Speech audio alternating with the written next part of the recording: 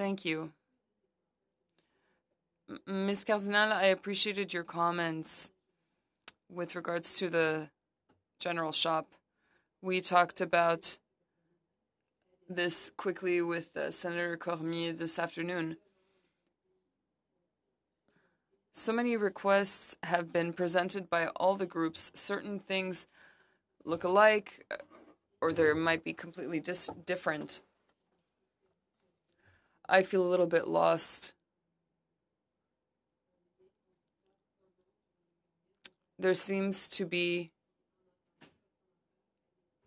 a connection, and I'm trying to simplify things here, but we want to be able to work with what is proposed.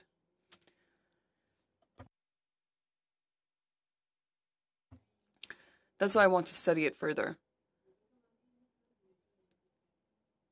You only recommend administrative measures that will rely on the willingness of the government. And why is this supposed to help with regards to the government's laxist attitude over the last 50 years? Thank you very much for letting me speak. I can also continue to speak with my colleague, Mr. Larocque. Mr. Larocque looks at it from a legislative and legal perspective. I'm looking at it from a public policy perspective. I think that my perspective is more reasonable. I don't think that what I said is cynical. It's not cynicism. I'm not at all a cynical person. What I don't want with regards to the official languages is for everybody to work within their own silos. And what we're seeing is exactly that. The government is already working in silos with other issues that are actually transversal. And we talk about intersectionality a lot. Well, we have the possibility to do that. We can have a collaborative government and governance between different administrations and ministries, justice, heritage, work, health, you name it. We need to give ourselves the tools in order to continue that kind of collaboration. And for that, we need compromise. Apologies for interrupting you, but can you lift your microphone a little bit? Yes, and I think that there's less interference. We have a lot of compromises in our government, and we have added many concepts to it. So not only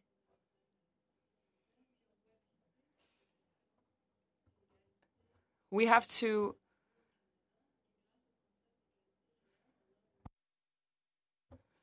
what we need is to target that progress. And that's why I was talking about connection earlier. That's what must guide us with when we talk about understanding this bill. As I said earlier, there is no perfect bill. The previous one was actually had some good objectives, or the first one did rather. But once again, the Treasury Board is making sure that this is not implemented, and that's their game. We want to work pragmatically with civil servants. MPs are not the ones who are going to implement it. It's civil servants who are going to put it in, who are going to implement it. And we have to make sure that things can unblock with regards to funding, programs, tools, etc. That's why I like the idea of a program that is francophone with regards a francophone immigration program that will help us to unblock certain things with regards to administrative measures that will help official languages progress within public service. we do learn a lot from the legal framework, but without political will, we will always find ourselves in front of the courts. So what I want is for us to go collect all of the ingredients necessary for political will to work. And that's why I talked about a cabinet, so that the official languages be included. We have to make sure that all of the major players will collaborate to make it progress. You can't just pass the ball from one person to another by thinking that the other one will have more power. We know that the Treasury Board does not have this responsibility nor the authority to do so, but everyone is doing what they can, and for official languages, I think it is simpler.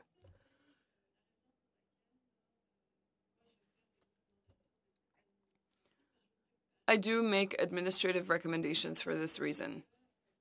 I want to make sure, well, you spoke about that general store. I don't want the bill to be treated as such, and I think that we're trying to just stuff too much into it. With the political context, currently we are jeopardizing the progress of this bill. Can Mr. Larocque or Mr. Istaf, if you'd like to comment? Eric, you can go ahead. I'll let you answer first, and then I will add as necessary. Well, I would simply like to say that I am agnostic with regards to the Treasury Board's role. I understand the FCFA's recommendation. They want a minister that doesn't have any constraints on other ministers, and that they would be responsible for the implementation of the bill. And that would make things a lot more simple for those who want to highlight the problems with the implementation. In theory, in principle, that should allow us to solve the problems more quickly. But I'm also sympathetic to what Linda has said, which is that the public service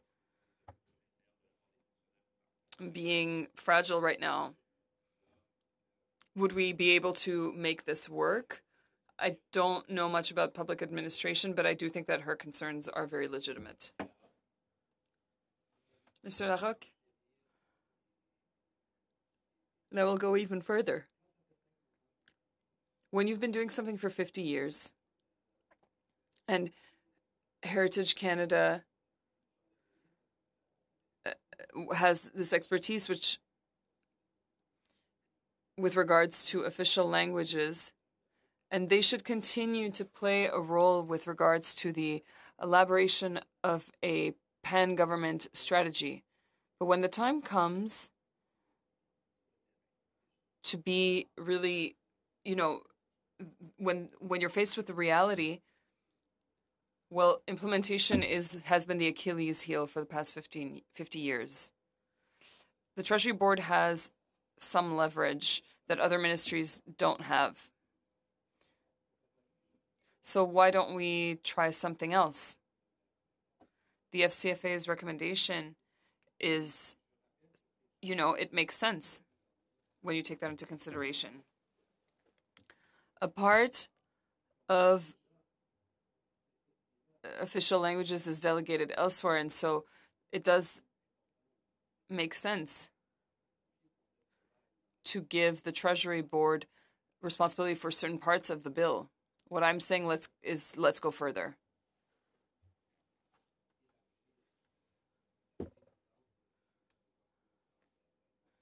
I think it should be that the Treasury Board should be responsible for the whole thing, not just certain parts of it. And I'm hoping we could be learning lessons from last times. And I do think that the general store image is very pertinent, but I don't know if that reflects the national appetite for this reform. We haven't had a reform since 1988, and we don't debate about it. And there's debate almost every week.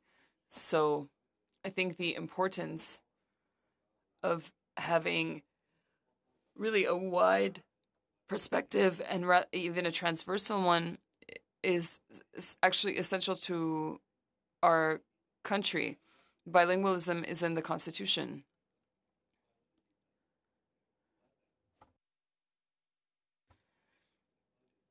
And this is why Francophony